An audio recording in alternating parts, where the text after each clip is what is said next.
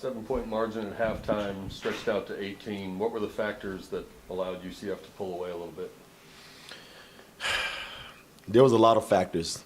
I go back and I can go back to the beginning of the game.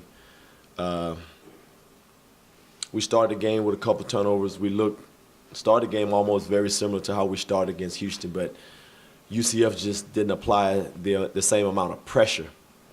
But we were still not ready to compete early in the game. And as you mentioned, down 7, stretched to 18.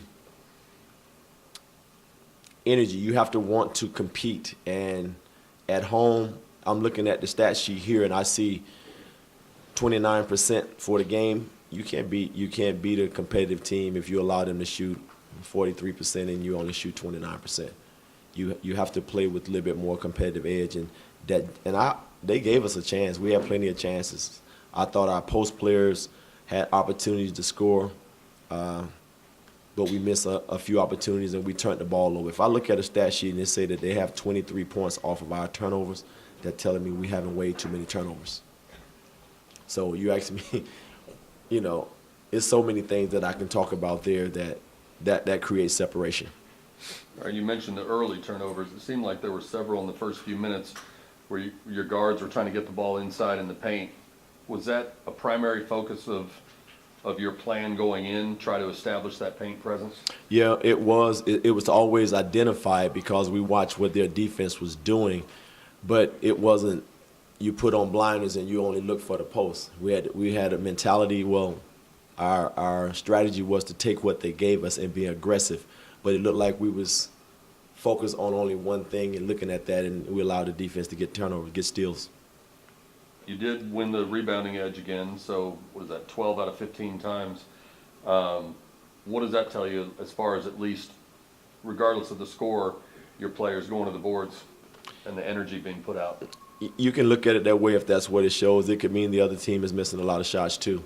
I just didn't see the energy where I want to give my team credit for really boxing out and eating the boards up. What I will say is Deja Thomas came out and she was a one-woman rebounding machine early in the game. She had that. If we could have got that to become contagious for the rest of our team, I think we would have showed up. But we was struggling to try to find another player to go with one. When one starts to compete, then we lose 4, and you can't do that in conference play. Deja had 8 of her 9 boards in the first half.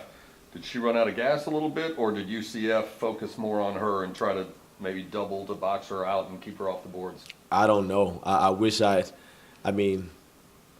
think she continued to play hard, but I think they emphasized that we had one person that was bringing energy and they wanted to neutralize it.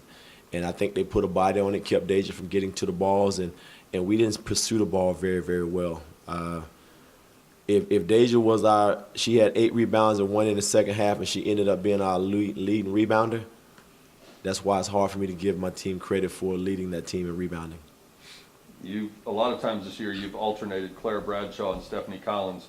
To start the third quarter, you had both of them in with Deja up front. Yeah. What were you trying to establish with that bigger front line? I was just trying to establish who was willing to play. I had 2 freshman point guards that would look like they saw, the deer with in the headlights, and they just couldn't get the focus going. I saw Ariana, she looked nervous.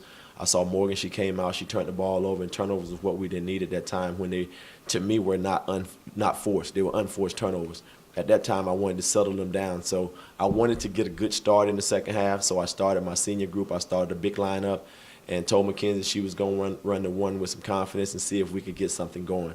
And we got the game back to 10 with 6 minutes left. You get it to 10, and as bad as you playing, I'm over there excited, thinking we have a chance to be able to continue to cut it with the way we were playing. But I didn't see a spark in anybody's eyes or in their body language when I said that, and I knew we were in trouble. You mentioned the turnovers. UCF had 13 steals tonight.